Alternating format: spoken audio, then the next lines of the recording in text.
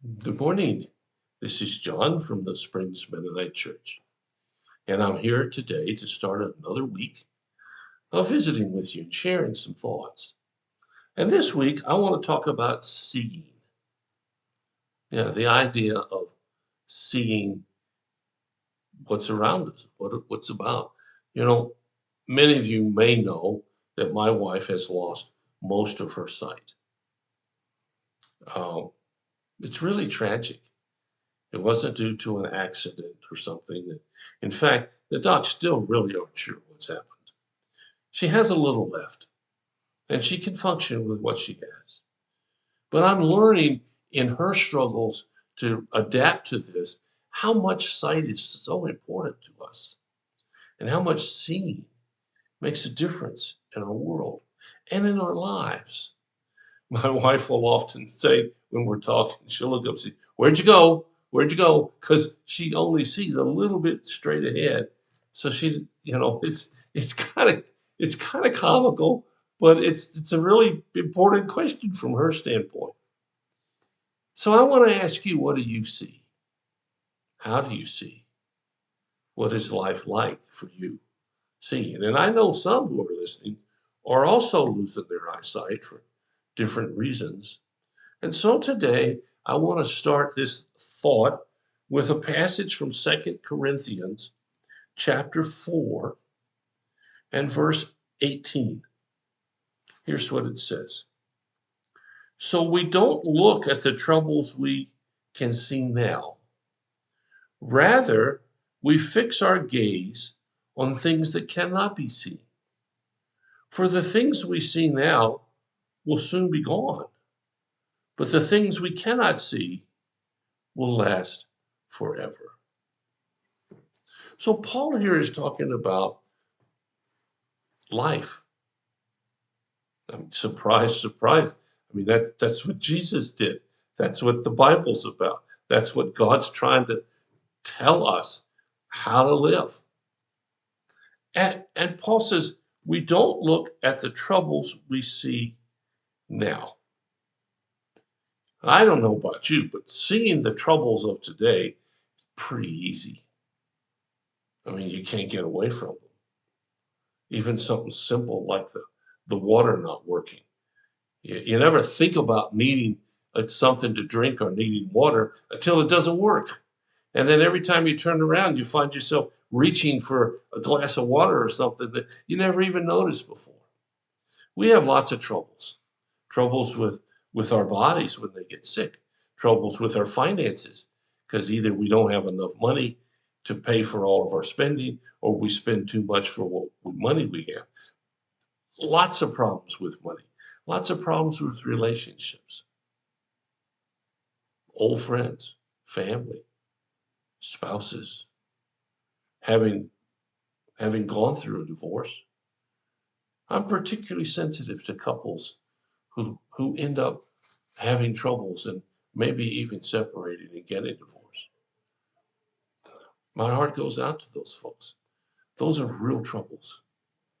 And then you have those who are ill and they can't seem to get well, and you have those who are just rebellious and they're forever getting clammed on by somebody and so on and so forth. And those who have to prove themselves every time you turn around.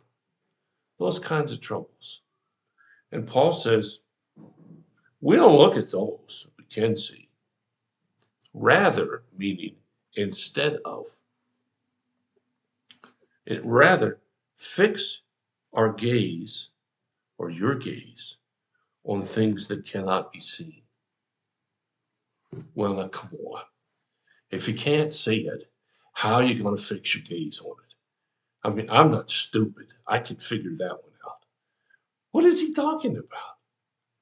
Well, he's talking about something that's different from seeing our troubles, which are things that touch us.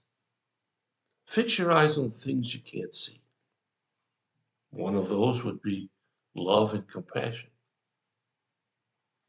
I can't see it. I can see it being manifested. I might not even see the outcome of it, but I sure can see what it does to somebody. You know, I've met a lot of people whose lives reflected their attitudes of anger and vengeance and hatefulness. And it wasn't pretty, and it never is.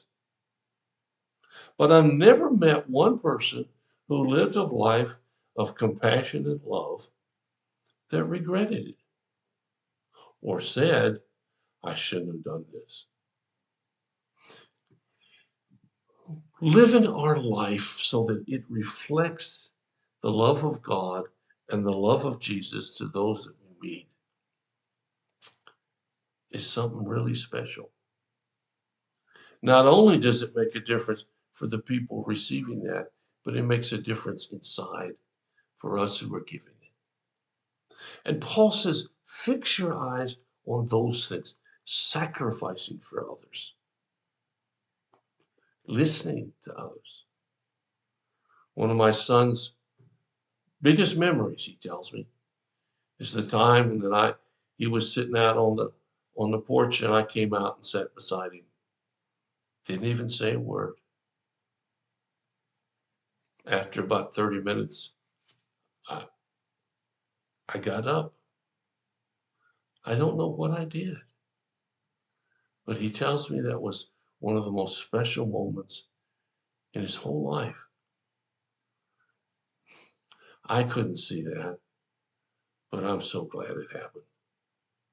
So he says, fix your eyes on the things that you can't see, because the things we see now will be gone. Our troubles will be gone. Our hassles will be gone. Our anger and vengefulness will not succeed in making you or the other person or the world better off. But he says the things we cannot see will last forever. In Jewish theology, they don't really have a notion of heaven and people going and living with God. That's a different issue for them. But their understanding is as long as somebody remembers you, you're still alive. How will people remember you? What will they remember you for? What will they say about you when your life ends? That's the kind of thing Paul says we should see. And I invite you to think about that. What in your life is really worth seeing? Well, you think about it. If you have a need or a concern, let us know. We'll do whatever we can as fast as we can to help meet your need. Thanks so much for listening today. I'll be back tomorrow this whole week talking about this singing stuff. I hope you'll join me. God bless you. I'll talk to you again.